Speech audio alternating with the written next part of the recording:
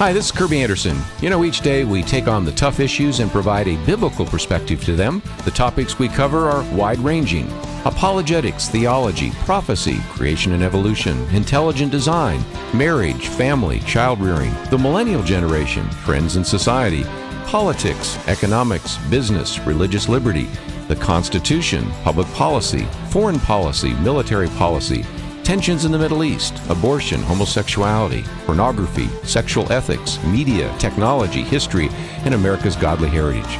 We talk about anything that affects your faith, your family, or your freedom. So don't go anywhere, because Point of View starts right now.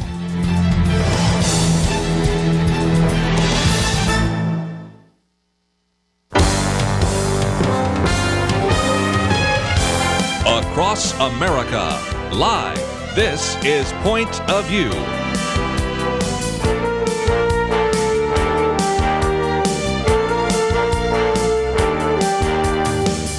And now, Kirby Anderson.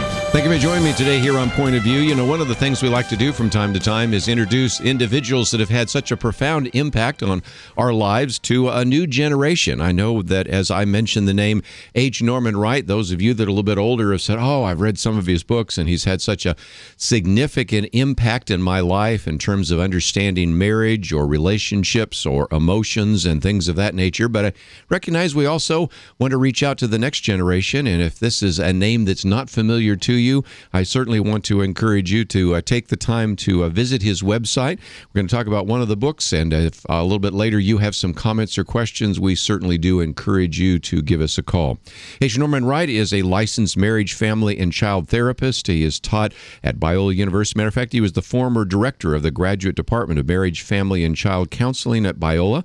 Also served as an associate professor of psychology, a graduate of Westmont College, Fuller Theological Seminary, Pepperdine, and also has 2 honorary doctorates, author of over 70 books. And today we're going to spend a little bit of time talking about this new book, Recovering from the Loss of a Love. Dr. Wright, always great to have you on the program. Thank you. I look forward to this. You know, one of the things I thought we might do for just a minute is talk about just the extent of your writing. We have a link to your website. We also have a link so that people can get a copy of this book. But I want people to recognize that even though we'll be talking today about hurt and pain and grief and things of that nature, you have written on so many different topics. And if somebody is maybe trying to understand their teen, if they're trying to make sense of their marriage, if they're trying to deal with a loss in their life, you have resources even beyond some of the things we're going to be talking about today here on Point of View. We do. For the past 20 years, I've worked as a grief and a trauma therapist in all sorts of situations, including 9/11 and Katrina and shootings. Yes. And last year worked in a high school again, which has been a while, but that was just a real opportunity for ministry and really a joy. But yeah, I've tried to tackle a number of different topics, but what's really interesting is that I never set out to be a writer. I never intended. God just moved me around from being in the local church to teaching at Talbot and Biola, and then into the writing and the counseling. And so I've just tried to follow his leading in terms of what needs to be addressed. And this book, Recovering from the Loss of a Love, is something that I've been wanting to do for some time, because as I've worked with high school, college, and young adults, and even middle adults, so many of them were in relationships that broke up. And unfortunately, immediately they jump into a new relationship. They bypass the grieving process, and so they carry that ball of hurt with them into the next relationship and wonder, why isn't this one working out? Well, this is very helpful. And even though we're going to be talking today about kind of the loss of a loved one in terms of maybe heartbreak, but not necessarily the loss through death, certainly a lot of these principles apply. And I might just mention, as you said, you've traveled to New York by at least 5 times since 9/11, conducting all sorts of grief recovery seminars. You've gone to Katrina.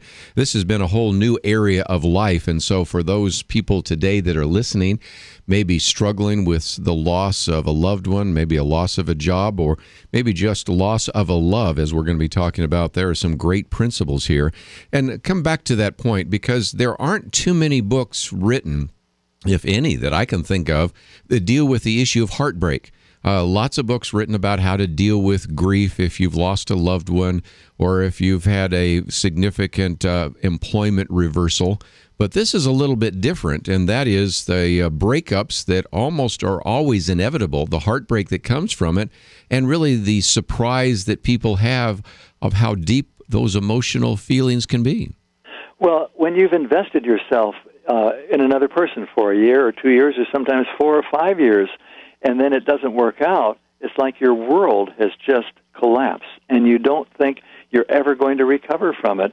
We have a lot of divorce recovery groups and grief recovery groups, but we don't have any relationship recovery groups, and that's a big issue, especially in the generation from about 18 on up to 50s, 60s even. I work with some adults that have been dating in their 60s, and they thought, this is going to move toward marriage, and then all of a sudden it doesn't, and they're devastated by it. And unfortunately, no matter what kind of loss you and I experience, most people in our country do not know how to handle loss or grief because we don't talk about it. We don't teach people. And then at the worst time of your life, the most devastating time of your life, when your life is in shambles, not only do you have to deal with that, you have to learn about the normalcy of grief. Yes. And again, I think you've done such a good job of helping us understand that. But for just a minute, help us maybe understand this idea of what reactions are normal. There, as you said, teenagers' emotions are all over the map, and so you would expect them to maybe even be somewhat suicidal if they lose a friend or relationship or a dating relationship or something of that nature. But this can still happen, as you said, in your 50s and 60s as well. So what kind of reactions are normal when we go through the grief process? Well, a tremendous amount of hurt and pain and devastation hits you, and you begin to question yourself. What did I do wrong? What could I have done? And you rehearse it again and again, and it becomes almost an obsession. And then you start blaming.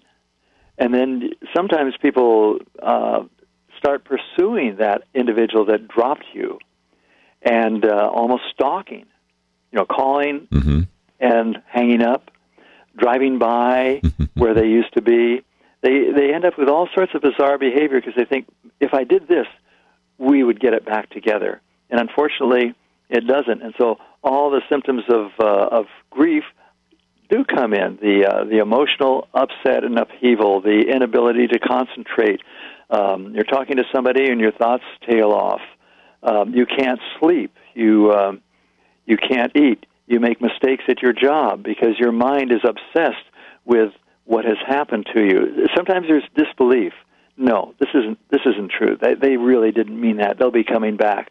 And you live in a fantasy world. And then it can move into the depression. All the classic characteristics of grief, when you lose a person in death, pop up here. We call them the crazy feelings of grief, and that's why I put it into the book. When I work with anybody with any kind of a loss, I hand them this and say, do you identify with any of these? And usually, after they've read them, they look me in the eye and say, all the above. Yes. You've been following me around, and I've seen exactly what's been happening in my life. So we need to take a break. When we come back, we're going to continue our conversation today. The book is entitled Recovering from the Loss of a Love.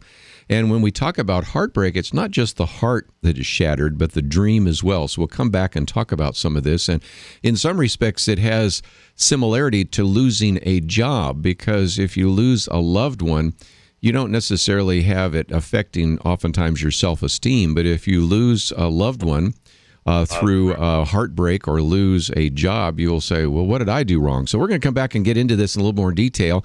And it's a book that I have not seen too many people write about, and that's why we certainly wanted to let you know about that today, but also to help you understand that there are so many other great resources available through H. Norman Wright. We have his website on our website, so you can link to it and find some of the books and videos and all sorts of resources that will help you grow and to actually recover from some of the pain in your life. We'll take a break and continue our conversation with him and then with you right after this.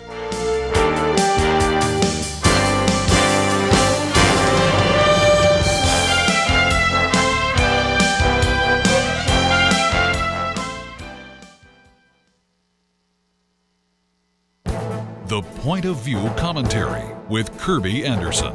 Dr. Al Mohler recently wrote about the conflict between religious liberty and erotic liberty. He says that we are witnessing an unavoidable conflict between the two because erotic liberty is being claimed on the basis of sexual identity and activity. Wherever there is a conflict between religious liberty and erotic liberty, we are told that religious liberty must lose. One example he uses is the decision to fire Atlanta's fire chief, Kelvin Cochran.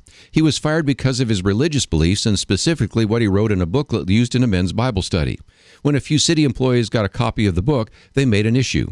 The mayor of Atlanta fired him, even though Cochran has had exemplary service in the fire department. You know, just days after his firing, openly homosexual columnist Frank Bruni wrote an essay with the provocative title, Your God and My Dignity. He argues that it is absurd for conservative Christians to claim that religious liberty is endangered. They are free to believe whatever they want within the walls of the church. Actually seems to contradict even that later in the essay when he laments that churches can adopt ministerial exceptions to hiring homosexuals. But let's leave that aside for a moment to look at the bigger issue.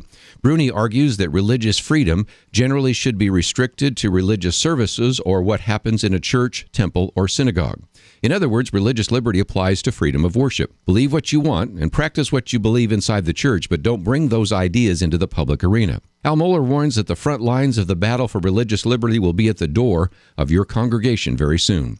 At best, we're being told that we have freedom of worship within the church walls. That's not very much. Al Mohler asks, what about the right of religious schools to hire, admit, and house on the basis of Christian moral judgment? Both the actions of politicians and the words of columnists show that they believe that whenever religious liberty and erotic liberty conflict, religious liberty must lose. I'm Kirby Anderson, and that's my point of view.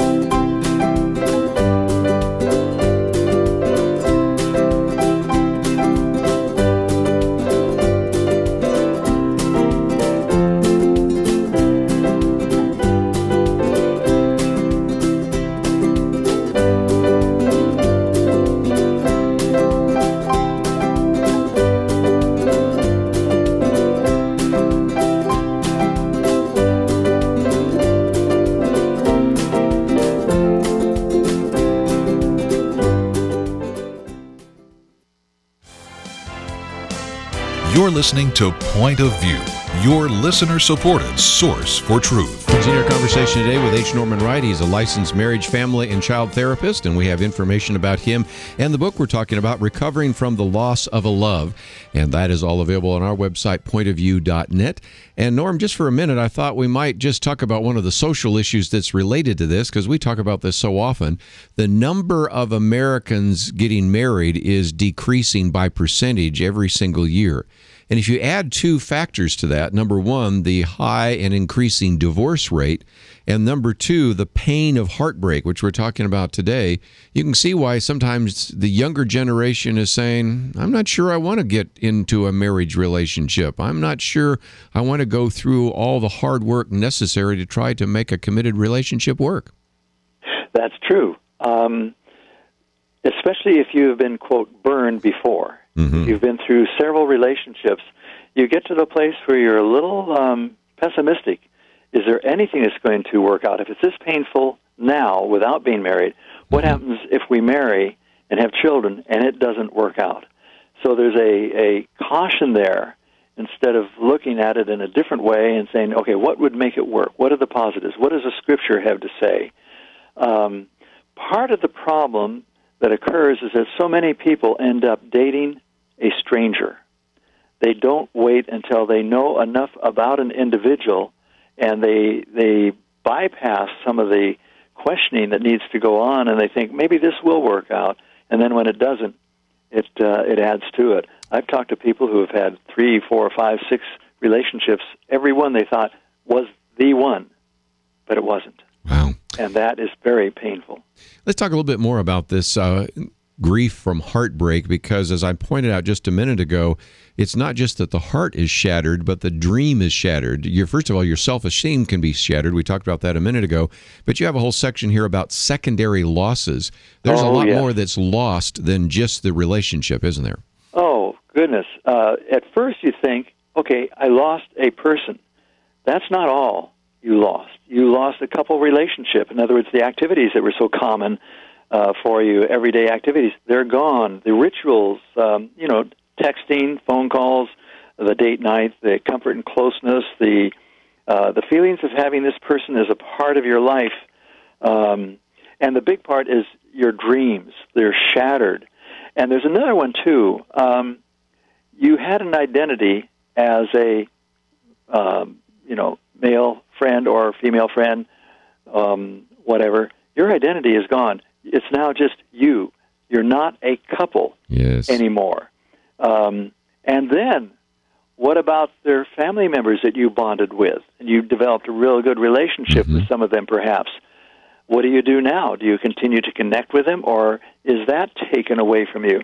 And sometimes people say, it felt like several good relationships were ripped out of my life. Wow. And what we do is have people identify, okay, since this has happened, what are the other losses?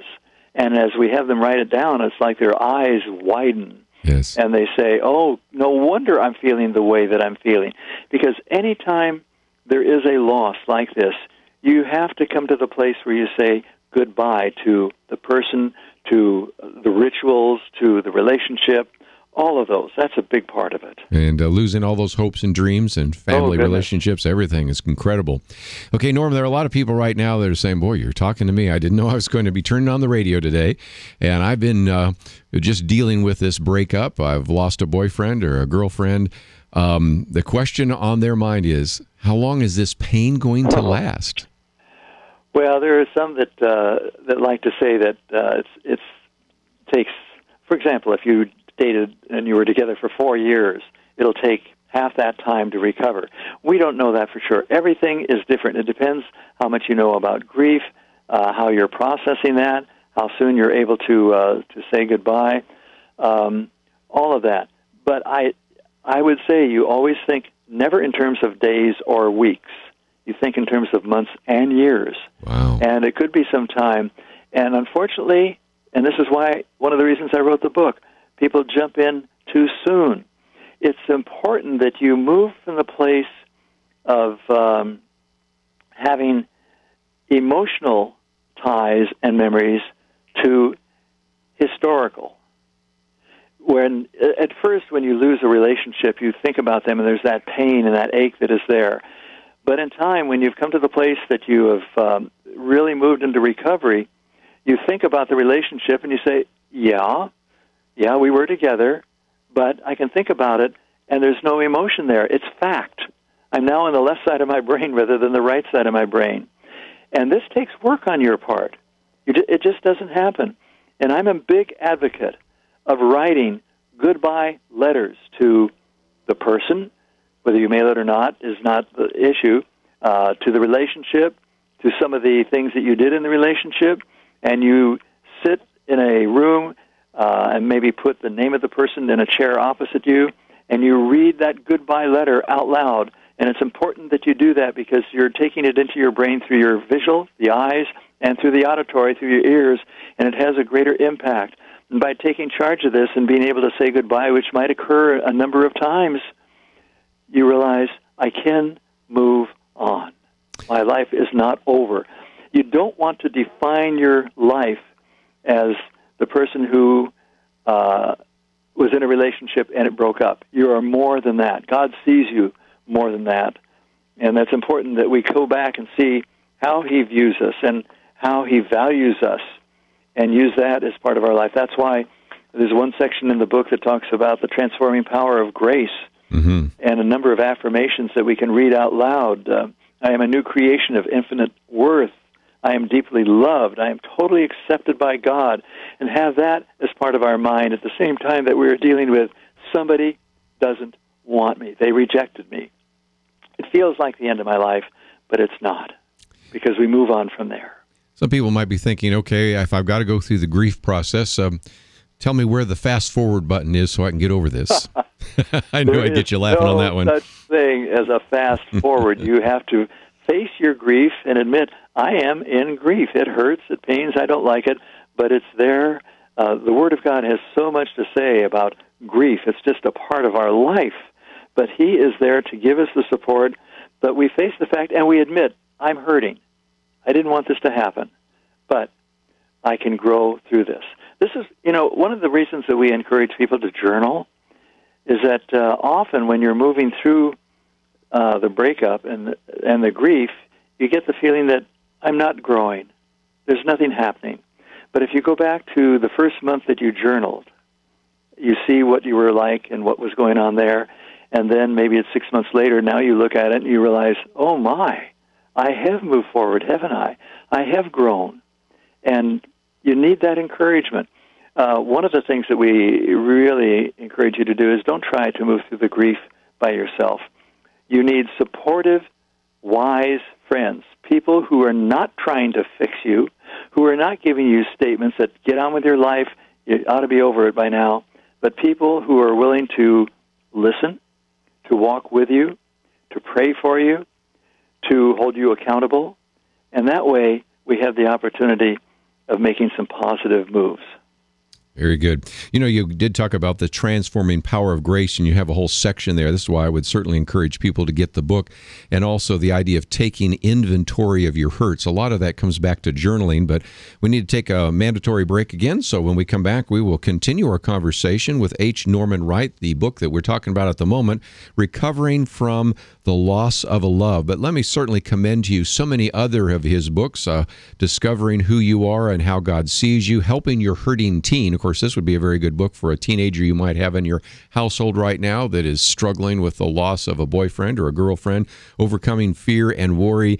So many excellent books and resources. And if you go to our website, pointofview.net, you'll see a picture of H. Norman Wright, and it will take you to hnormanwright.com. And I would encourage you to look at some of the great resources that he has there. So many different books, curriculum, as well as counseling material and various training courses and other resources. So please take the time to visit the website pointofview.net and also visit his website.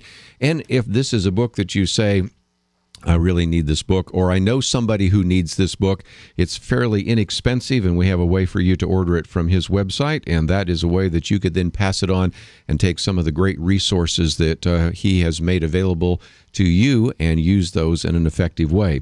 But if you'd like to join our conversation, let's open up the phones, 1-800-351-1212. Perhaps we're talking about you or somebody that you know that has been struggling with the loss of a love in their life and are really trying to get back on track. Perhaps that is you, and we'd love to hear from you.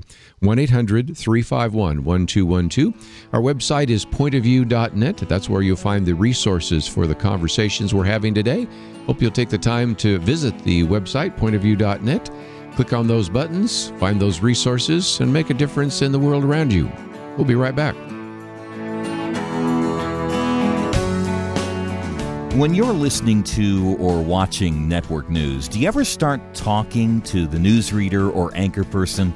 Come on, you can admit it, you do, don't you? You can't believe what you're hearing, and you feel the need to correct them. Sometimes you almost feel like you're living in a different world, and you are. People who deny God are living in a world of make-believe. The next time you're shaking your head at the news, I want you to do something. Pick up the phone or write a check or visit us online and give. Point of View brings you a biblically informed analysis of what's happening, but to do it, we need your partnership. Visit pointofview.net and click the link next to Donate Now where it says Become a Monthly Partner. Pointofview.net. Or mail your donation for this month to Point of View, Box 30, Dallas, Texas 75221. That's Box 30, Dallas 75221. Or call 800-347-5151. 800-347-5151. Don't just shake your head. Make a difference. Point of View will continue after this.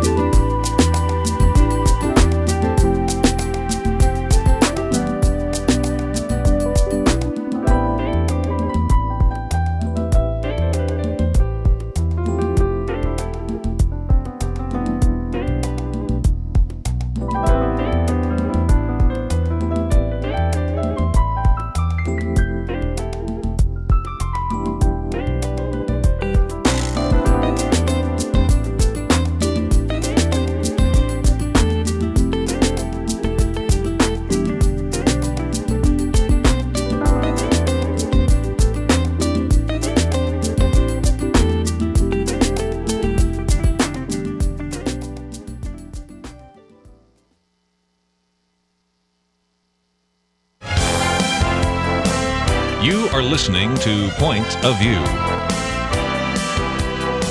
The opinions expressed on Point of View do not necessarily reflect the views of the management or staff of this station. And now, here again is Kirby Anderson. I'd like to join our conversation, 1-800-351-1212. Dr. H. Norman Wright with us as we talk about his book, Recovering from the Loss of a Love. We'll get to some of those phone calls in just a minute. But, Norm, you have a whole section here on the recovery process, having a timetable as well as cleaning up memory lane and placing a down payment on your emotional debt. Help us think through for just a minute what that recovery actually looks like. Well, it's interesting. People use the word recovery quite a bit, and sometimes really aren't really clear in terms of what that means. And first thing that happens in recovery is just facing and admitting what has happened to you, and realizing, okay, this is hurt. I imagine a number of the the listeners have gone through a time when maybe they broke a bone, and they had to have that bone set. They put it in a cast. Right. And so when I work with people, I say, okay, what happened during that time? What did you do to accelerate the healing? They say, well, nothing. I couldn't make it go any faster. Right. Grief is a time of convalescence where you face the hurt, you have it treated, and then it just takes time to move on. And everybody is going to be impatient. It's like nature has its own time schedule. You can't push it. You have a scratch, it heals in a few days, but a broken bone just takes much, much longer. A recovery time is tied into how long you were involved in the relationship, how close the two of you were, and how you perceive the chances of finding someone else. Those three factors are very, very important. Now, the last one needs to wait a while. You don't want to start looking around at all. Recovering means taking one step at a time and beginning to realize that I am moving forward. I can do this. One of the things, though, that you need to do is to face the memories and let go of the past life with this person.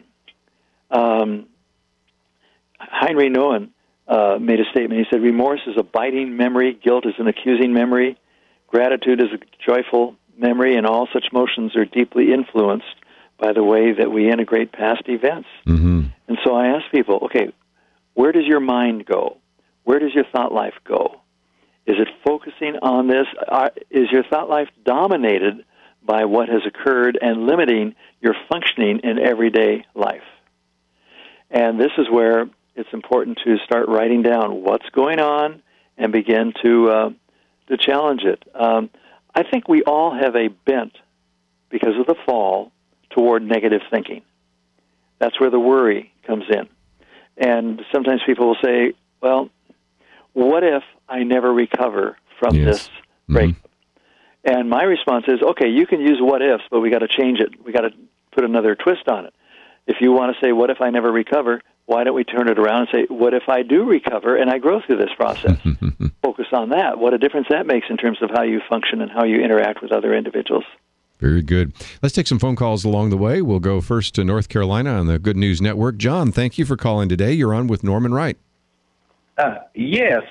I have a question to ask about my son. He's 40, and he was in a tragic accident in December in which his wife was killed. He has 3 children, and they had been married 15 years, and he's just having a terrible time trying to get over the grief. And so I just, maybe you can give me some suggestions about what to do there. I would certainly point you to H. Norman Wright's website. We just mentioned a minute ago, hnormanwright.com, and some of your other books on grief would be appropriate. This one would be helpful, but some of the others would be even more on target. What would you say? The Reflections of a Grieving Spouse, I think, would be one that is helpful. How long has it been again? It was just in December, right? In December. Oh, goodness, that is so fresh. And he's probably still shocked and everything. Yes. One of the other suggestions we have is any kind of a loss like this, Grief Share is a national program that's in over 12,000 churches. It's from a strong biblical Christian perspective, and you can just go to griefshare.com and put in your zip code, and they will tell you where these meetings are in his community. And getting that kind of support and realizing that this is going to take several years, and there's some children involved, right?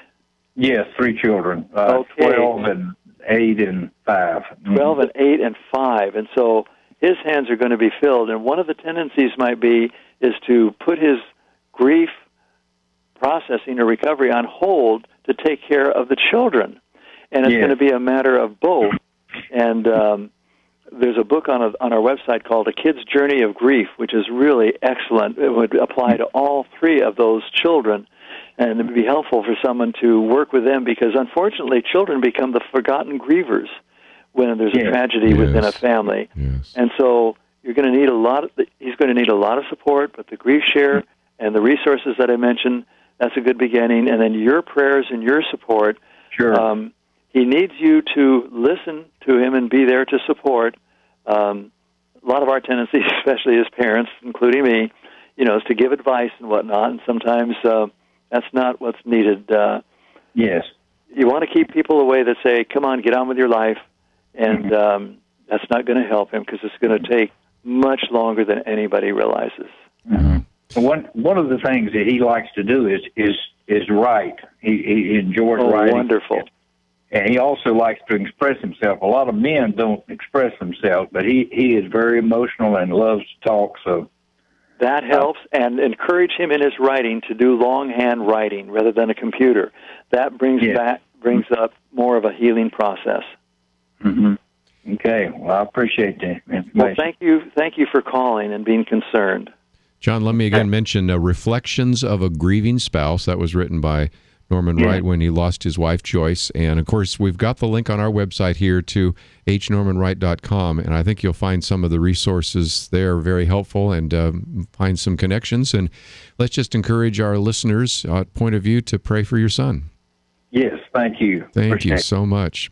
There's a good illustration of the kind of grief work that you have been involved for many years. And Dr. Wright, it's important for, I think, our listeners to know that there are help and there are resources and there are ways in which they can connect up with individuals in their own community. There are, and that's why I mentioned the Grief Share program. I've been involved with that ever since it started about 18 years ago, and we've just seen what that has done to help people walk through the most difficult time of their life.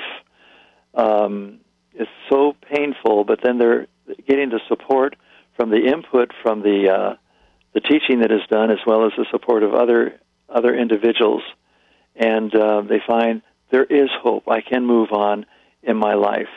But everybody listening needs to realize grief takes much longer than you ever wanted to, than you ever planned on it. And the more you can learn about grief, the better it is. And the thing is about walking through these losses is that eventually we come to the place where what we have learned, God is going to use to minister to other people. If people know that you have gone through this, one day somebody says, how did you handle it? And based on what you learn, it goes back to 2 Corinthians 1 with the comfort and the consolation and the encouragement that you've received, you will be able to comfort and to console and to encourage others. I might just mention, just before we take a break, that you have a whole section here on Checkup where people can do kind of their own self-analysis. You've got numbers and questions and things of that nature, so they can work their way through that. But it would also be helpful, as you said, to not always do this by yourself, but to have others that can come alongside, whether it is a friend or a pastor or a trusted individual that's in the community or a counselor. Those are some opportunities for people to also try to get some assessment of where they are in the grief process.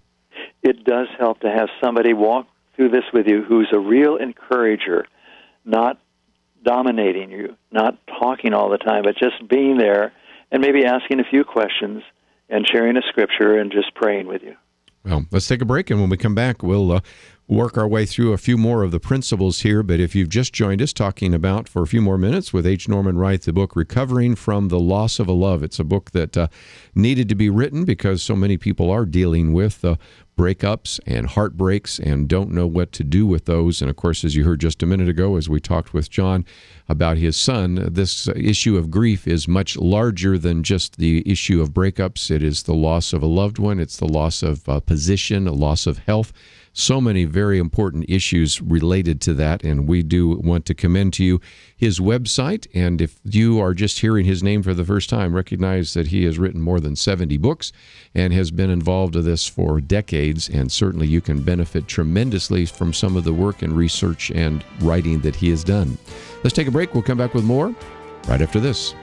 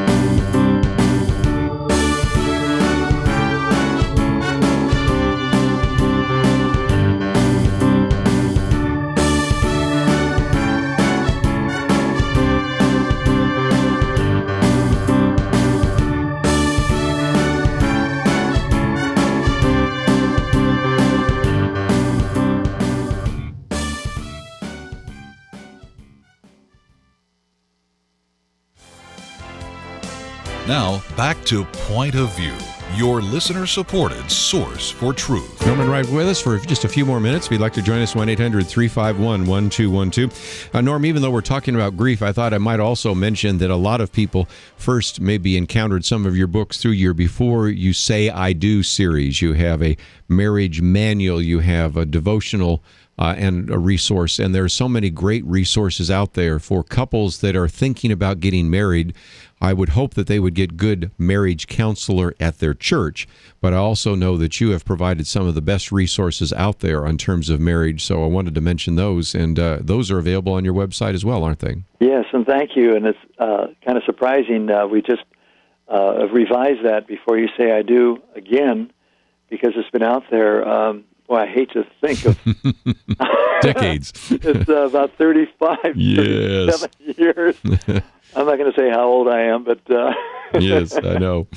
But those are the classics, you know. And again, I'm trying to introduce some of these ideas to a whole new generation of young people that maybe have never heard the name of H. Norman Wright and are hearing it today for the first time, but also want to let them know that they can get some great resources on things like marriage. And of course, today we're talking about grief.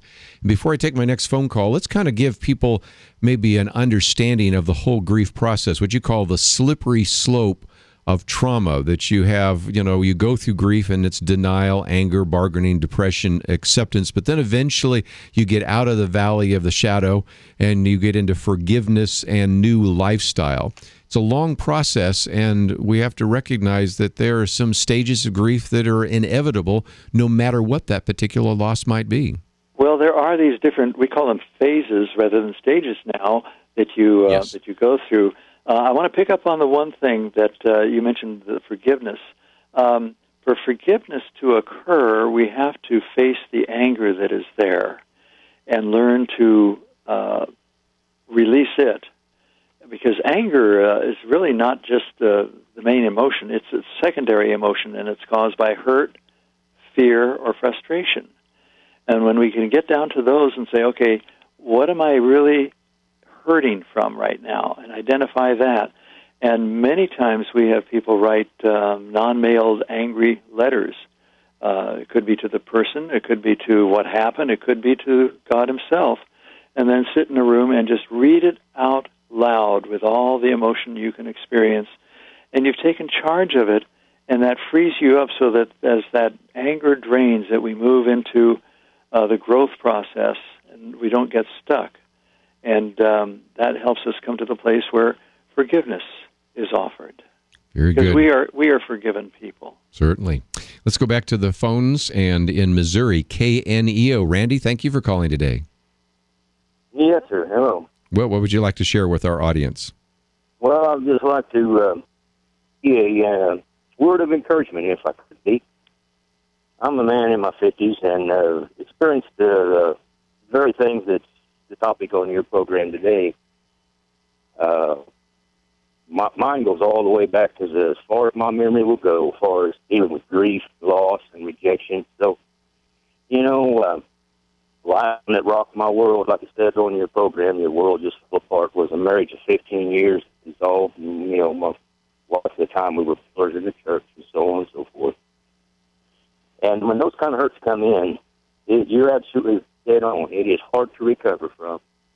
But the grieving process is something that, like you said, is not an overnight thing. And it's just... my encouragement would be is to hold on. And that's to hold on to the promises that was in God's Word. You know, He's not going to put more on us than we're able to bear. He makes the way of escape. And His burden's not light. Cast our cares upon Him. But something that sticks out in my mind that I would speak to the church is bearing one another's burden. Right. My experience was I didn't really have that assistance in my marriage dissolve. My brothers failed me, and the whole flock failed me. It didn't split the church. You know, it's a devastating thing, and it causes a lot of grief, more so than just the people that this has happened to. But like you mentioned, there's so many other people that can be involved, particularly in a breakup like that of a marriage, and especially one that's in the church. Sure. Yeah, let me come to Dr. Wright, because, you know, that's something that we need to talk about. Bear one another's burdens. You know, we're admonished to do that in Galatians. The church can come around and help an individual, but we have to understand the need for us to do so and also be motivated to actually reach out with the love of Christ. Well, I think if the church could begin focusing on the number of losses that are there every Sunday morning and identify those and then address those from the pulpit, as well as having the support groups, the divorce recovery group, the grief share, and even relationship groups. I really appreciate the gentleman who's just called and shared and his words of encouragement. In fact, It's interesting. Both calls have been men, and that's encouraging because so many times we hear from the women on the call-in shows. But I'm glad that they are willing to share and to open up. And anybody that's listening, go back to your church and ask the question, where are we ministering to those who are hurting? Because I bet just about everybody in that congregation has some unresolved losses. One of the questions I was taught by one of my counselees years ago was to ask everybody, what is the loss in your life that you've never fully grieved over? And I've asked that in the last 20 years of thousands of people, and about 80% of the people come back and say, strange question, but really important, because now I've identified what I've never faced. And we need to face that. We need to bring it to the cross, because the Word of God has so much to say about healing, about moving forward, and about recovery. Well, if we had more time, I'd put a few other men on the program, because I can see on my computer that there are others that would like to join the conversation as well. So it is interesting. Well, we do have a high percentage of male listeners to Point of View, but also, of course, we could have just as easily put some women on. But we're just about out of time. One more moment, though. I wanted to have Dr. Wright, you talk about what is available on your website, because certainly this book, Recovering from the Loss of a Love, is one of about 70 different books that you have published, and I know that people could benefit on all sorts of different resources. So what will they find when they land on your website? Well, that's bumped up to about 90 now. Oh, wow. Okay, I haven't been counting right. There's other resources, too, because we try to be a clearinghouse of materials that are solid biblically as well as practical. We want people to find the help that they need. One of the little books on there is called Experiencing Grief, and that is used constantly when there's been the loss of a loved one. And then there's some more specific materials. And for those that want to learn how to minister, there are some textbooks there that they can find. And I just encourage them to just visit us. If they have questions, they can send those questions in, and we will respond. That's not a problem at all. But I just appreciate your program and tackling all the difficult topics that you do, and for the wide listenership that you have. Well, certainly it's been a privilege to have you on the program, and again, wanted to expose you to a whole new generation of young people that maybe are just getting to meet you for the very first time. So thank you for joining us. Let's do it again sometime. Thank you. I appreciate that.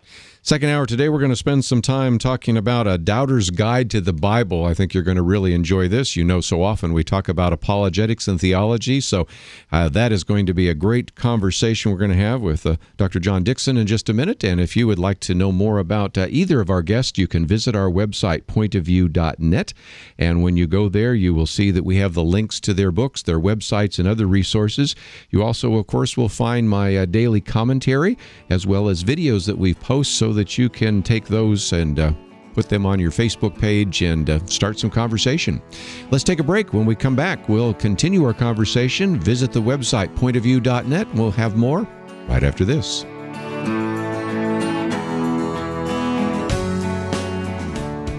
John Fund is National Affairs columnist for National Review Online and spent more than 2 decades at the Wall Street Journal. I spend a lot of time looking at media, and I think that Point of View does a better job than almost anything I hear on the radio dial. It's substantive, it's also entertaining, it's well-produced, but it's also grounded in those fundamental bedrock principles that animated the Founding Fathers, and I think guide so many of the listeners that you have. For us to continue living up to that very high praise requires support from listeners like you. If you have not given in the past month, I urge you, take a moment right now, invest in your source for truth. Look for the Donate Now button at pointofview.net. And right next to it, click on the link that says Become a Monthly Partner. Will you do that? pointofview.net.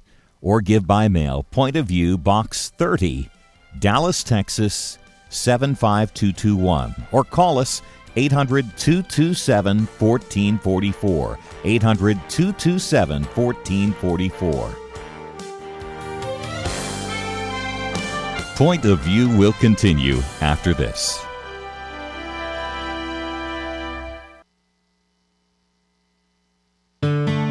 I just thank God for y'all. I listen to you every day, truly. I wanted to thank y'all for everything you do each day to inform Christian families and our community about the things we can do, and just the way you're so informative. I listen to you daily and love you guys and appreciate you so much. God bless you, Kirby, for keeping this show so on track and for the decades of wonderful help to this nation that Point of View has been.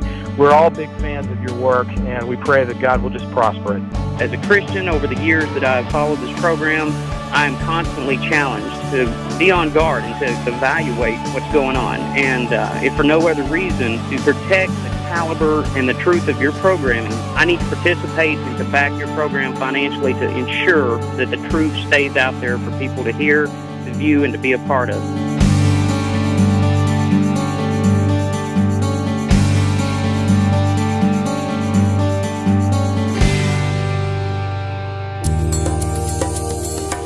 This is Point of View Radio.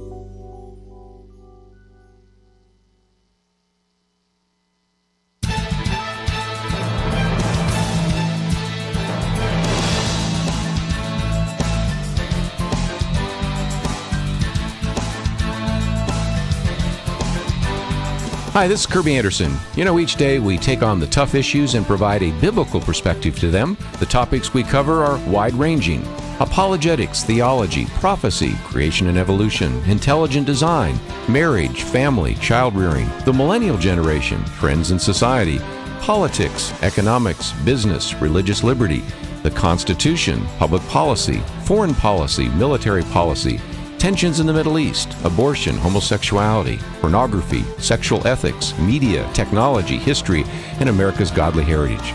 We talk about anything that affects your faith, your family, or your freedom. So don't go anywhere, because Point of View continues right now.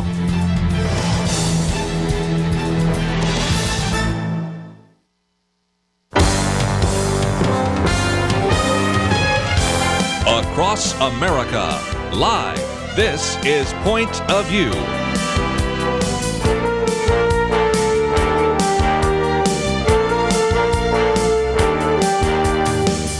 And now, Kirby Anderson. Second hour today, we're going to spend some time talking about our favorite topic here, apologetics, worldview, theology, and we have in studio an individual I want to introduce you to. If you had lived in Australia, you'd know this man, but for many of you, this may be the first time you hear the name John Dickson.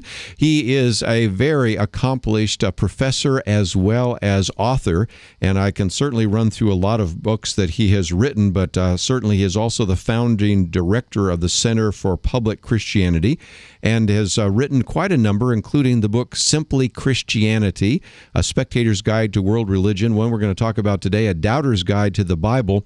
But also, if you've ever seen some of the documentaries in Australian television, you may have seen the Christ Files, and so some of you may be familiar with him.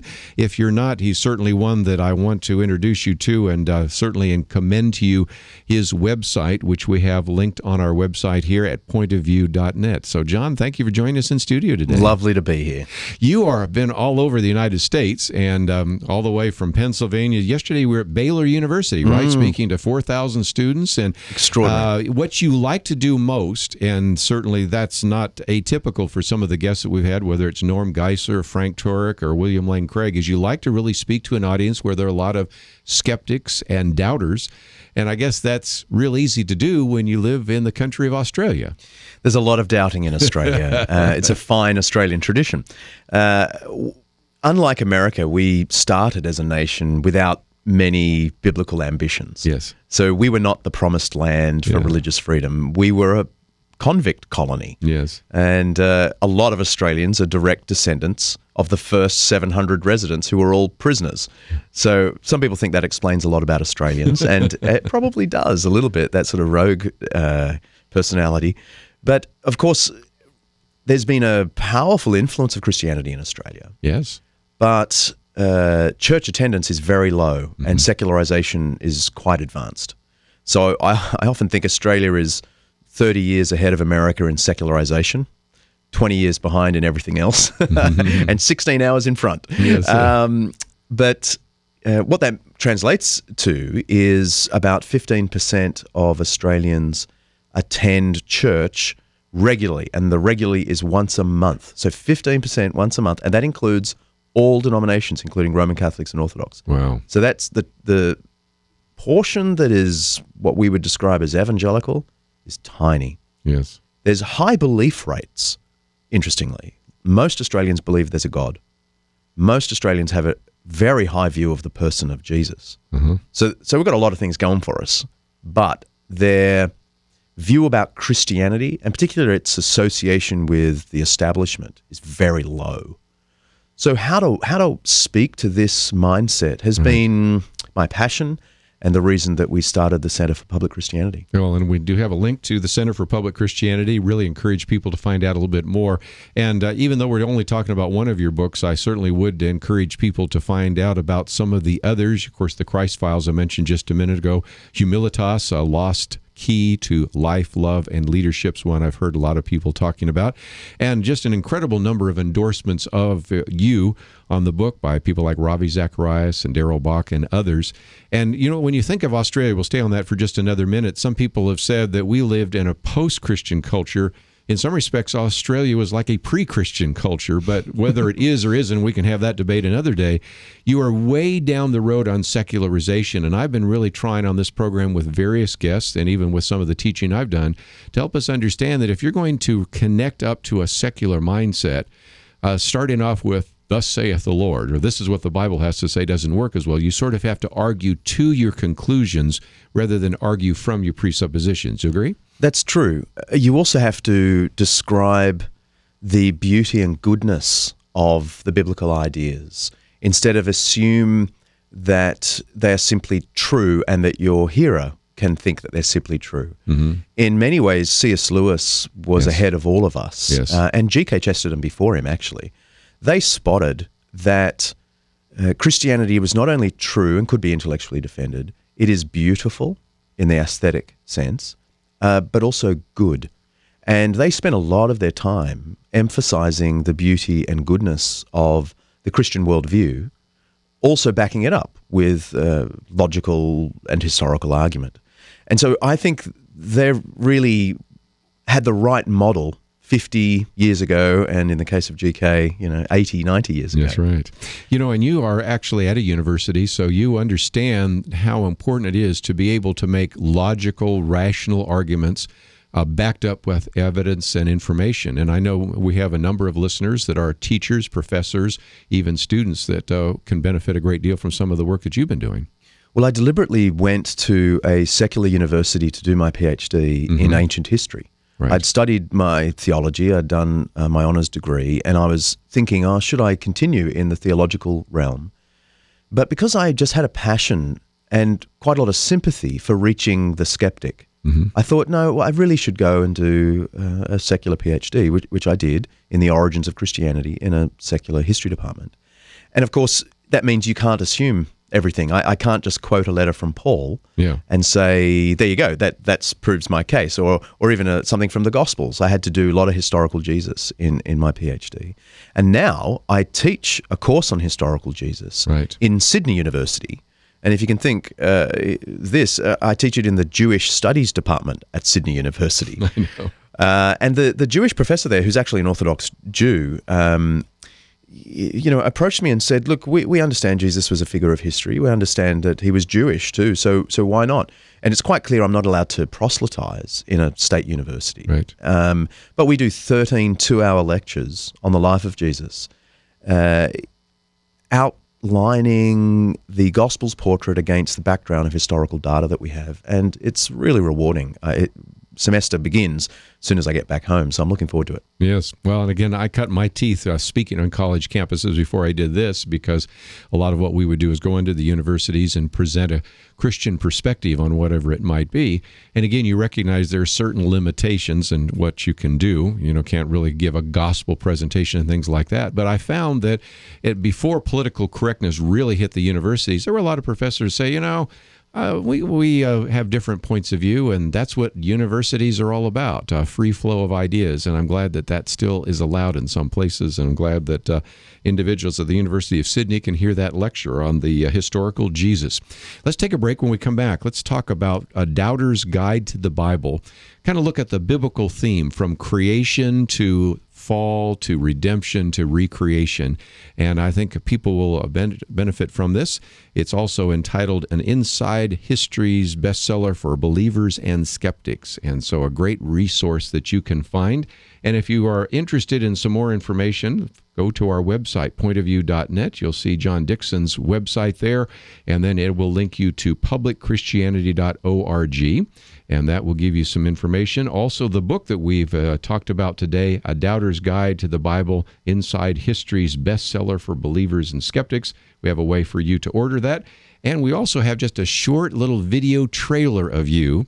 And what we encourage people to do, John, is to watch it and then click that share button and then put it on the Facebook page, and so we can maximize the impact. And I think, if nothing else, put that on your Facebook page. It will start some conversation.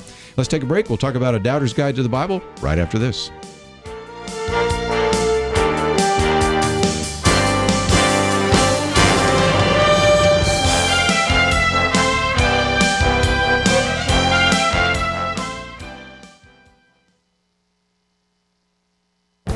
The Point of View Commentary with Kirby Anderson. Dr. Al Mohler recently wrote about the conflict between religious liberty and erotic liberty. He says that we are witnessing an unavoidable conflict between the two because erotic liberty is being claimed on the basis of sexual identity and activity. Wherever there is a conflict between religious liberty and erotic liberty, we're told that religious liberty must lose. One example he uses is the decision to fire Atlanta's fire chief, Kelvin Cochran. He was fired because of his religious beliefs and specifically what he wrote in a booklet used in a men's Bible study. When a few city employees got a copy of the book, they made an issue.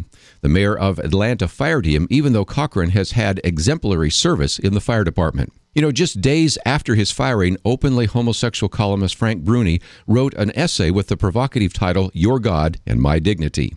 He argues that it is absurd for conservative Christians to claim that religious liberty is endangered. They are free to believe whatever they want within the walls of the church.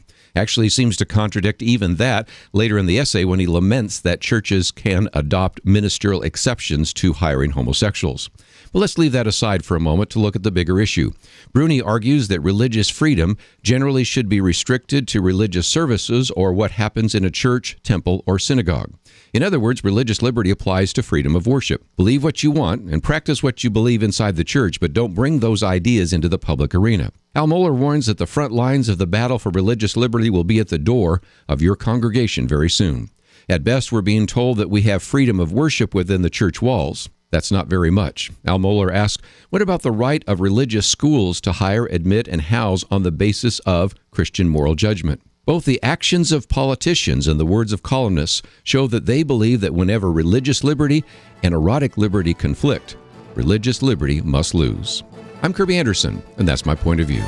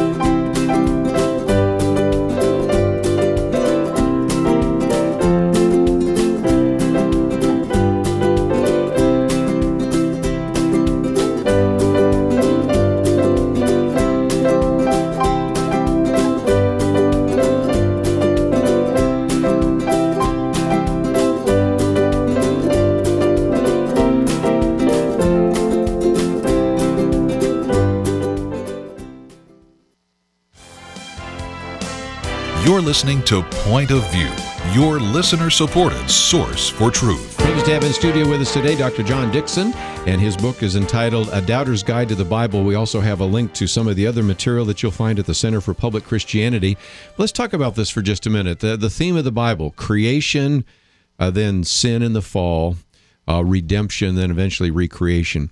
What do we learn about creation? It seems to me that we should understand that the story of Adam and Eve is important because we believe that God created, and it was good, it was good, it was very good. And there is a principle there that certainly separates Christianity and a Christian worldview from a secular, naturalistic worldview. True? It is very striking that both ancient views of the origins of the universe and modern atheist views of the origins of the universe are nearly identical, apart from the stories they attach to them, in saying that the universe, the physical realities, are basically accidental. Yes. The result of sort of wreckage of atoms that produced accidentally what we have, without any artistry behind it. Mm-hmm.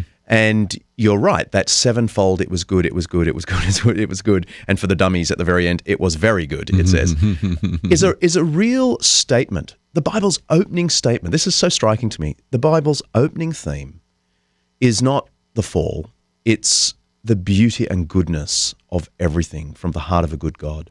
That changes everything, because if you have a low value of existence as being accidental, it can't help but shape your view of how to treat others, how to treat the earth, how to understand your own value. But if you view life as the good work of a good God who intended good purposes in the world, then you highly value life and other people and the planet. And so I think Christianity has this advantage over secularism in that we not only feel intuitively that the universe is beautiful and wonderful, we know that that's more than a mammalian instinct, right? Prompted by external stimuli, which is what the atheist has to say in the end. Yeah. The sense of wonder I have isn't wonder at all. It's no more philosophically significant than dropping a rock on my toe and my mammalian instincts responding. But for the Christian, we say that wonder is real because it's rooted in the reality of a good God. Yeah, it's not just lighting up some neurons or causing me in my genes to want to perpetuate the species. And I think really when you get down to it, creation's so important because it gets back to stewardship of the environment. It certainly answers a lot of the questions we're dealing with right now in terms of bioethics and transhumanism, because if we're just an evolved animal, why can't we genetically engineer ourselves? And if we're just a little bit more advanced than animals and we have an overpopulation of deer, well, we shoot them off. We have an overpopulation of individuals, we maybe don't feed them. I mean, they're profound theological as well as practical social implications out of Genesis, right? The doctrine of the image of God changed the world. I say that without any doubt, without any fear that classical historians or medieval historians would contradict me, because we know Greece and Rome did not believe every human being was made in the image of God, that regardless of their capacity, they were inestimably valuable. The Jewish Christian idea, out of Genesis, but it's repeated in the New Testament. James talks about people being made in the likeness of God, and therefore you should treat them and honor them well. Sure. So it's a theme that carries into the medieval tradition, and as the medieval canon jurists were trying to work out what are the rights of the poor vis-a-vis the rich, what status do they have? Though they have little contribution to society, are they as valuable?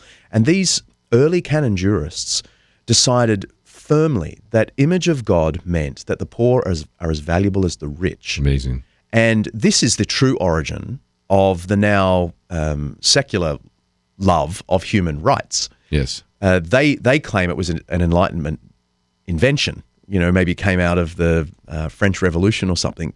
That's nuts as history. We have documents of these canon jurists around the year 1000, certainly by 1100, talking about the rights of the poor out of the biblical cultural tradition.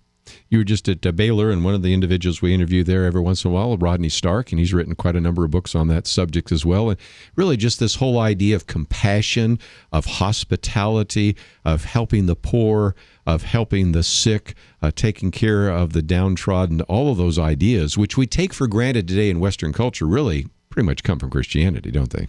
The best evidence that this is the case, this is not just crazy Christians saying we own the house, is to read Friedrich Nietzsche. The great German atheist philosopher who had such a big impact on European atheism.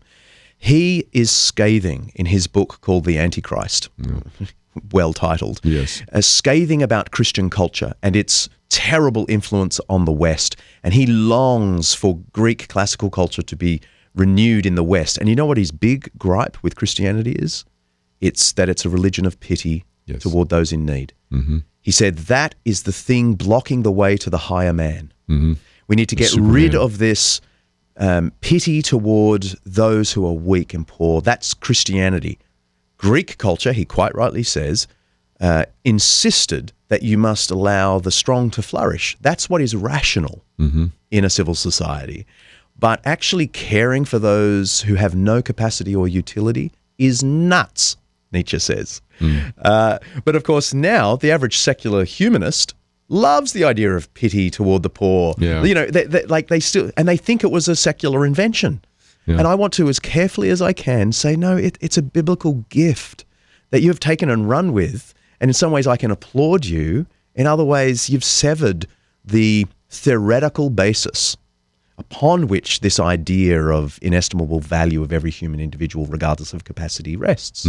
Just like Frank Turek, we had him on recently, his book, Stealing from God, because a lot of times humanists or atheists will steal God ideas and then use them against us. Well, we've talked about creation. I want to keep the train moving. Let's go on to sin, because the fall is very important in a number of issues. First of all, we recognize we live in a fallen world. It says in Romans 8 that the universe groans in travail. But we also believe in human sinfulness. On the one hand, we're created in the image of God. We have value and dignity and altruism and compassion. But on the other hand, we also have sin. We have greed and avarice and selfishness.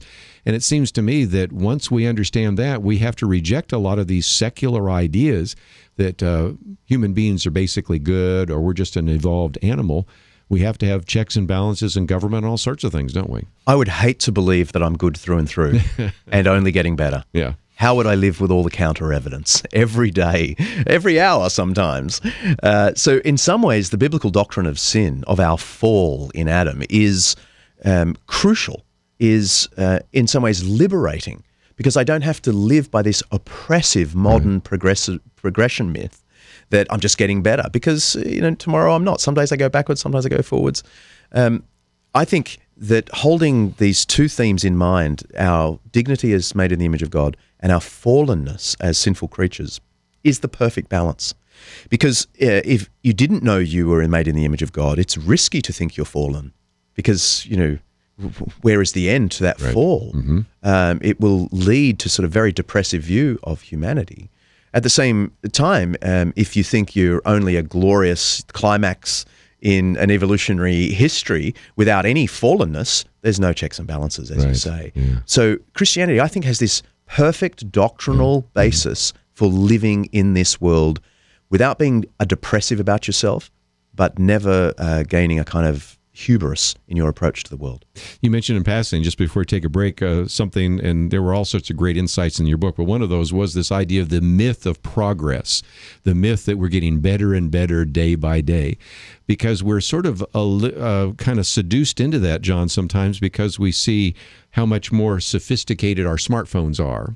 And so we think we're getting better, and maybe we are getting better technologically, but I'm not seeing any evidence that we're getting better in terms of the human species. It's an optical illusion. The fact that we can do so much on such a little device makes us think we've arrived, we're the pinnacle. But of course we're not. And if we were to read a little more history, I often feel this reading some of the classics, Aristotle and Plato and whatever, their insights into life are far more profound than anything you read in the Wall Street Journal and so on. So we are not progressing in every way. We're progressing technologically in terms of medicine. Thank God for that. But we mustn't believe the optical illusion that we are inherently getting better. I love holding on to the notion that I am a fallen creature, and there are some very important secular intellectuals. I'm thinking of Terry Eagleton, a professor out of Britain, who's not a Christian, but he says the dewy-eyed optimism of Richard Dawkins-style atheism that thinks we're only getting better, or on this great evolutionary curve, he says is so naive as to be embarrassing to him as an atheist. He says, I'm not a believer, but I am so attracted to the idea of original sin. Wow. Fascinating. Let's take a break. When we come back, let's open up the phones. Perhaps you want to just sit back and listen, and that's certainly the topic here. But if you would like to join the conversation or ask a question, 1-800-351-1212. A lot of insights today in the Doubter's Guide to the Bible. We'll come back and cover that a little bit more, but we'll take a phone call if you'd like to join us. 1-800-351-1212. We'll be back right after this. When you're listening to or watching network news, do you ever start talking to the newsreader or anchor person? Come on, you can admit it, you do, don't you? You can't believe what you're hearing, and you feel the need to correct them. Sometimes you almost feel like you're living in a different world, and you are. People who deny God are living in a world of make-believe. The next time you're shaking your head at the news, I want you to do something. Pick up the phone or write a check or visit us online and give. Point of View brings you a biblically informed analysis of what's happening, but to do it, we need your partnership. Visit pointofview.net and click the link next to Donate Now where it says Become a Monthly Partner. Pointofview.net. Or mail your donation for this month to Point of View, Box 30, Dallas, Texas 75221. That's Box 30, Dallas 75221. Or call 800-347-5151. 800-347-5151. Don't just shake your head. Make a difference. Point of View will continue after this.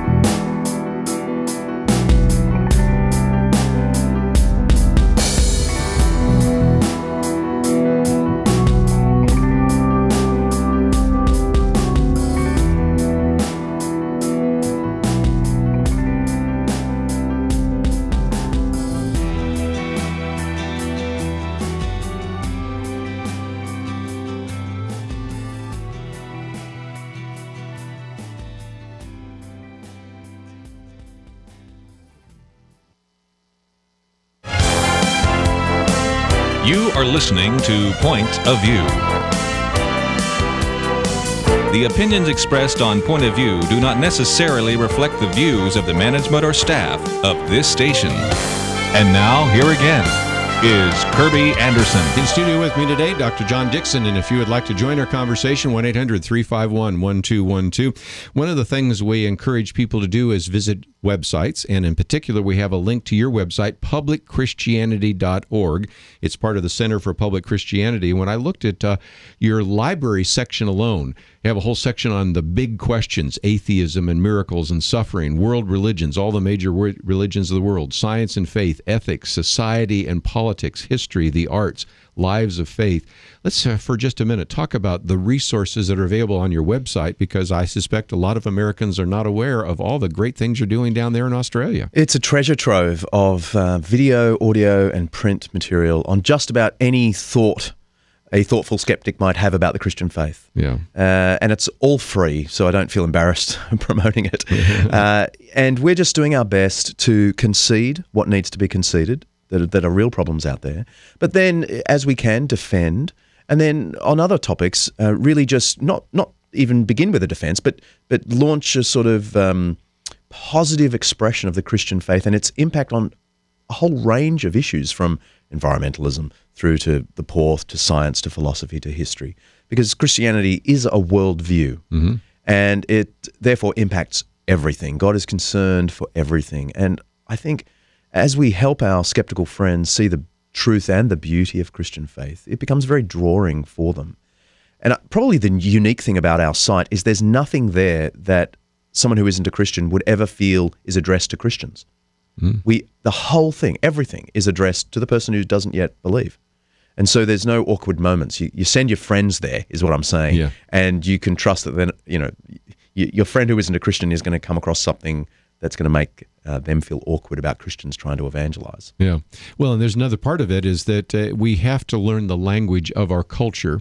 And there was a time a few centuries ago where really to communicate you had to use sort of a Christian lingo, because that was sort of the dominant worldview.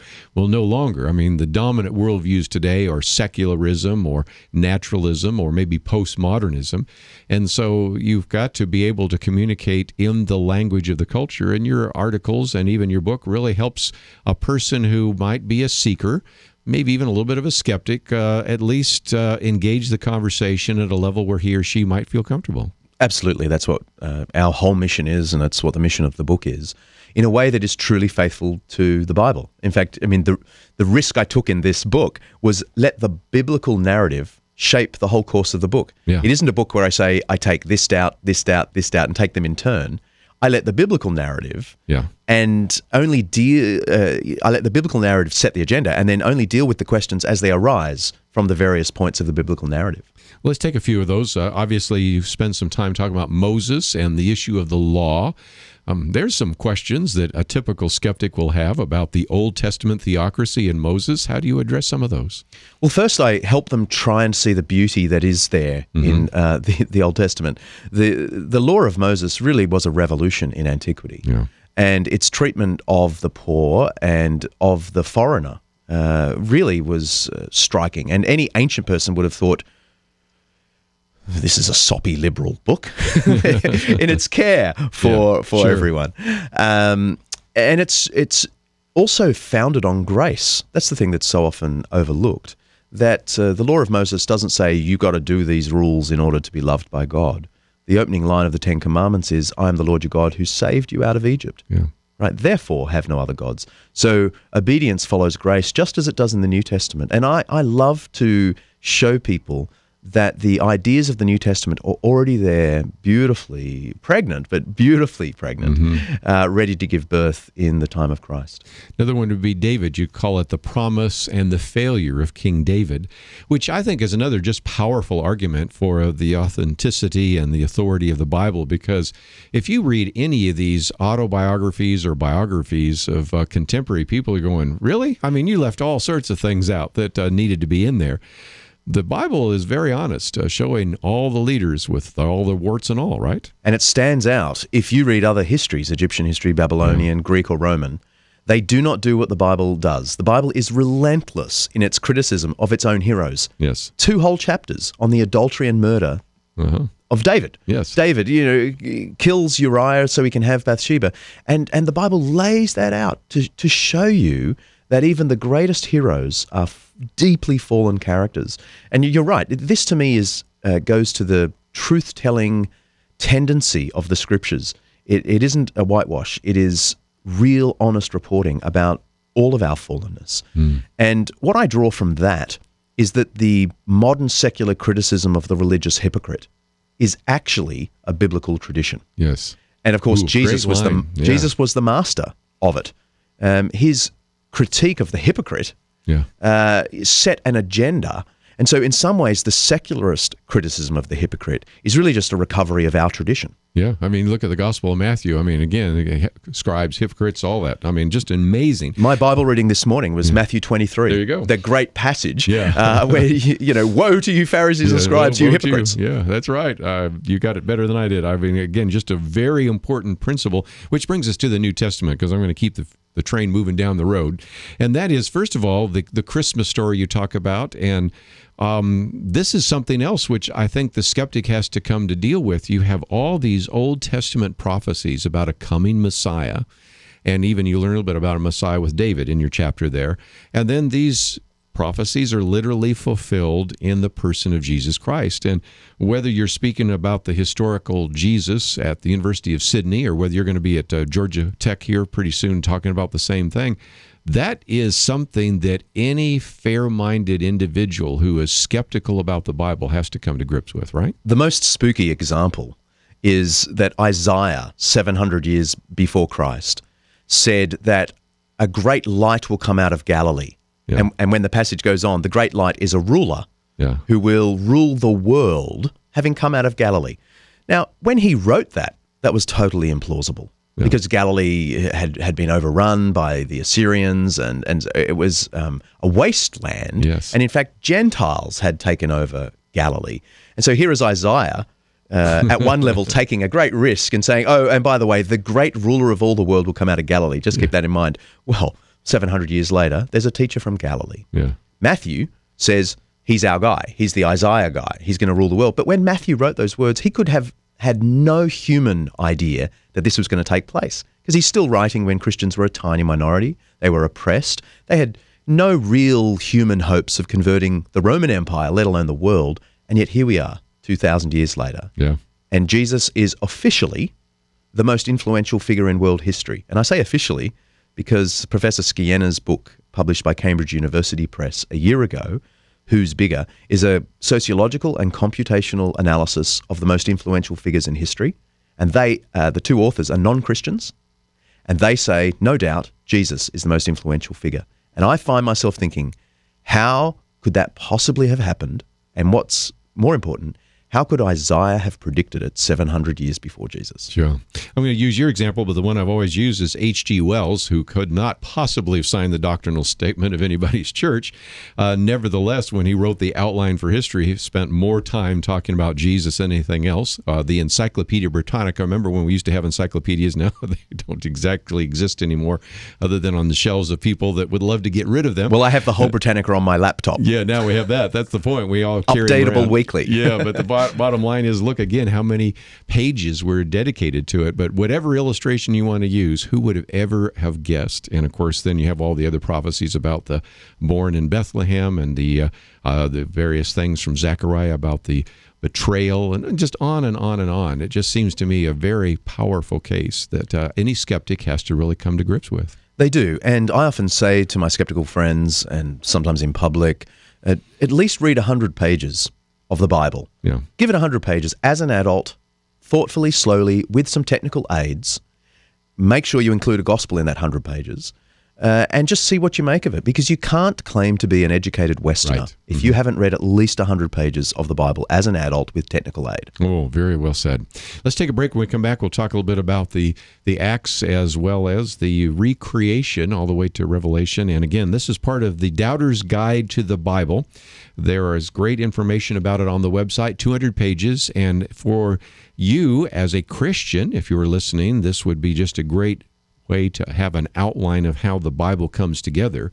But if you have a friend, neighbor, coworker, maybe family member that's a skeptic, I think you could say the same thing. Give it just a couple of chapters in this book, and it deals without apology with some of the questions that people ask. and it gives very good, cogent answers. And so, again, A Doubter's Guide to the Bible. It's a great resource, and I think you would love to read it. And let me also encourage you to find some of the other great books by John Dickson, because he has been writing on this for some time, and I wanted to introduce you to him today because he is well known in Australia, and he's getting better known here as he's traveling around the United States. Let's take a break. We'll come back and finish our conversation with him right after this.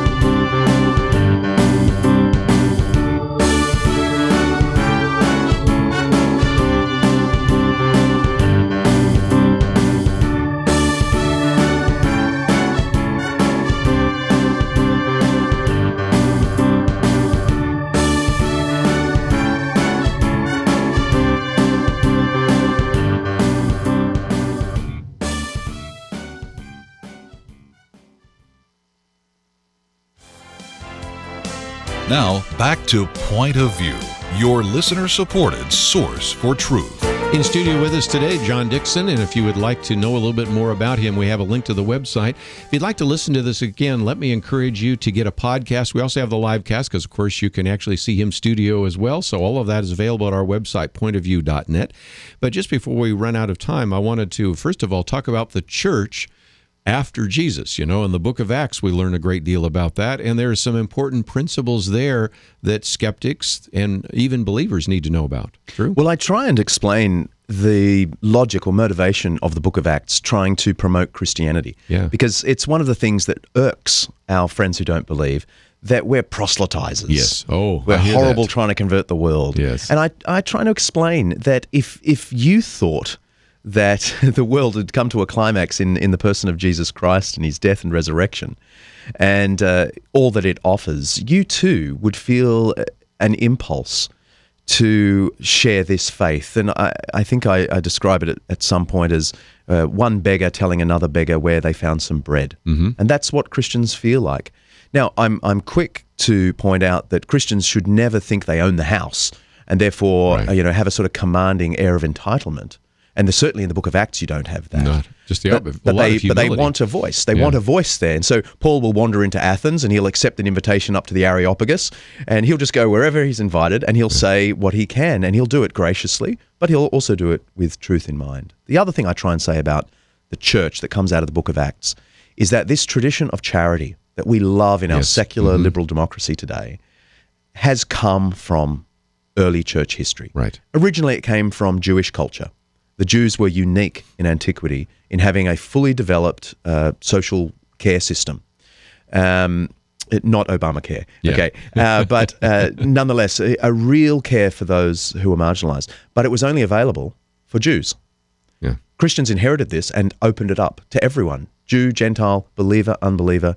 And that tradition you find in the book of Acts, beautifully, they had to appoint 7 people to the food roster, to look after the daily food roster. And I love that all 7 are men, right? Men looking after the food roster. Today, it's nearly always women in church looking after the food roster. That's right. And that care for the poor is a tradition that we've come to love, but it really comes out of Acts.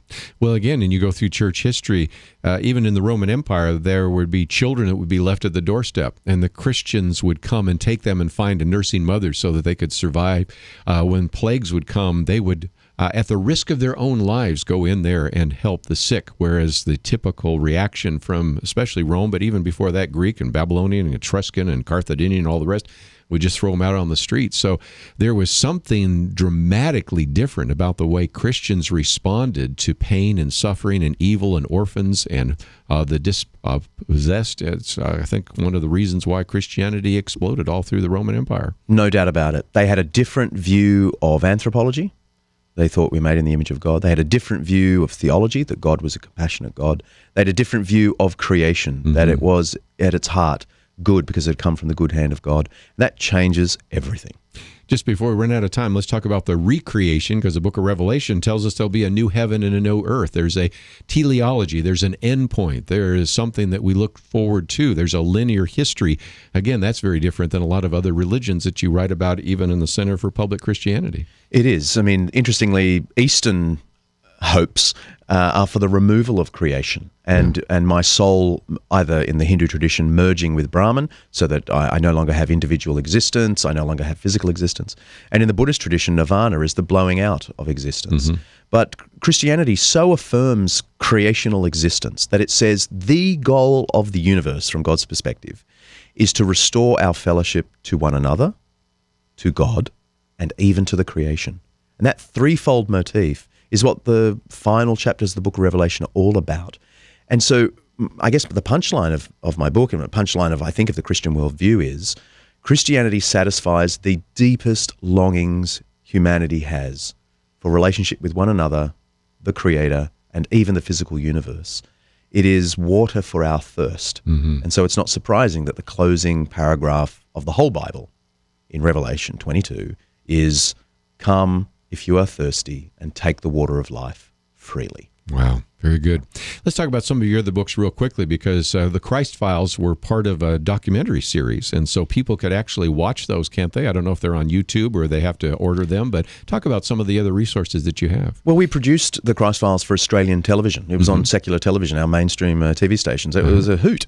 But then we produced a DVD out of it, and it's now, I think, with Zondervan available really everywhere. Okay, good. As a 4-part, or is it 6-part? I can't remember. Documentary where we look at all of the evidence. I got to play with the oldest manuscripts of the Bible all around the world, interview leading scholars, and then go around all the archaeological sites. I was a kid in a candy store. I would think so. And it's produced a really nice resource that's very colorful, very vibrant, but actually gets you a front row seat to the evidence for the life of Jesus. Obviously, we can send them to Zondervan. Of course, this is a Zondervan book, so they can look for it in their local bookstore, but oftentimes we recognize that bookstores may not carry all these books, so we've made it very easy for them to order it. But for some of the other books, they can go to the Center for Public Christianity. Is that a place to go? Yeah, so publicchristianity.org has links to all of this stuff and more, sure. Well, very, very good.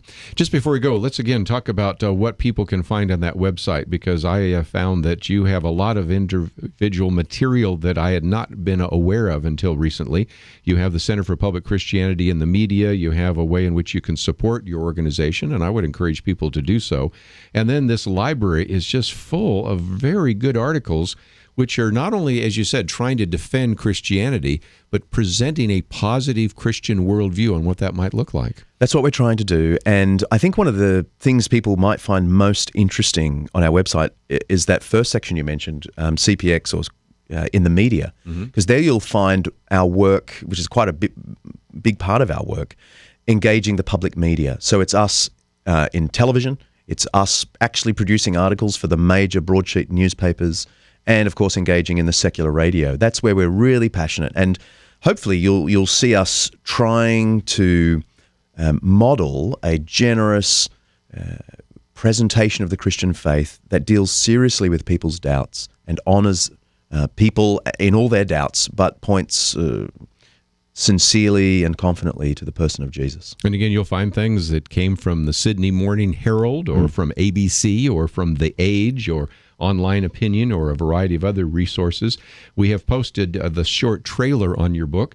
We'll try to post the one that you did just recently on Fox News, where they ask you all sorts of tough questions. That was great fun. I didn't ask you tough enough questions here, but I think we got a pretty good handle on all of that. So certainly have known of your work. I've never met you face to face, and it is a true privilege to have you in studio and may your tribe increase. And if I ever make it to Australia, I'd love to come and see what you do down there, because it's just exciting. You are welcome. Thank you so much. Hope you enjoyed the conversation. One of the things we try to do so often here is help you know how to articulate a biblical worldview and how to defend it. And John Dixon has certainly been at the forefront of that, and the Center for Public Christianity. For those of you that are going to Australia, I hope you'll look them up. But most importantly, you might consider supporting them, because they certainly are worthy of your prayers and financial support, and they make all of those resources available free of charge. But as someone else that has a website that makes everything free of charge, you recognize there's no such thing as a free lunch. So if a few of you might think it's important to support, I would encourage you to do as well. John, I wish you well, and you're at Georgia Tech tomorrow night, right? Georgia Tech tomorrow night to a bunch of skeptics. So any of our Georgia listeners, if you want to go out there and watch him handle himself in front of the Lion's Den, as many of us have done before, I think you'll really appreciate it. The website for the two interviews we've done today is pointofview.net. We have all sorts of resources there, and as I mentioned before, take those videos, click the share button, put them on your Facebook page, or send it to a skeptical friend, or put it on your blog, and start a conversation. It'll be a good one. Also, of course, we have my daily commentary there, some of the videos we've produced in our Uncensored series, and it's all available at the website pointofview.net. I want to thank Andrew and Catherine and Chris for their help behind the scenes. Have a great day, and we will see you back here tomorrow.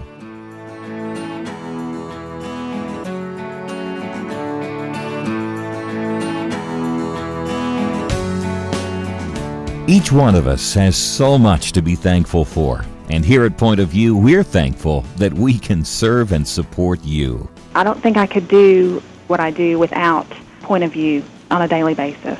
I just can't even begin to tell you how much that this ministry has meant to me, especially now being a father, the values and things that I hear on Point of View, and how you shaped my worldview and made me passionate.